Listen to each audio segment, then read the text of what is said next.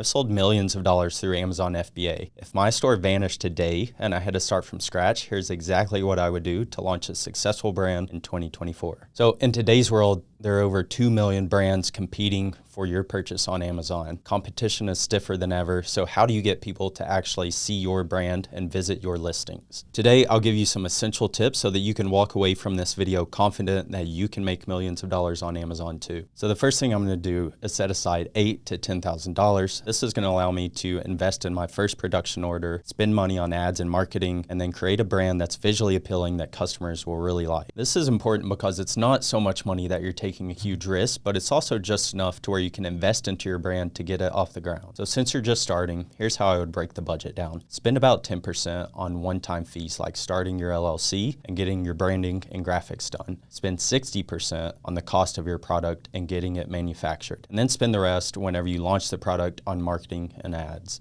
The next thing I would focus on is picking a good product. You don't want something that costs too much, but you also don't want anything that costs too little. So the $20 price point is perfect. It's an impulse purchase price for the customer, and it also doesn't cost you a lot to advertise or produce. One important thing I look for in the perfect product is that it's consumable. You want your product to be consumable so that the customer comes back and buys it over and over again. This gives you the opportunity to get them on what's called subscribe and save, and you can make money on autopilot every single month. You also don't want to sell products that are fragile. Say, for example, you pick a glass product that gets broken during shipment. Well, this is going to open the door for bad reviews on your Amazon listing, which gives you a bad impression and kills your sales. The next thing I would focus on is choosing a category that is growing. You don't want to go into a declining category or one that is too small, because like I always say, a small slice of a watermelon is bigger than a full grape. You can use a tool like Google Trends or Helium 10 to look up your search terms and see if they are growing or declining. Some good categories that I like, which always have big demand, are the pet space, the supplement space, and the grocery space. These categories check all of the boxes because they're consumable products that people can subscribe and save to.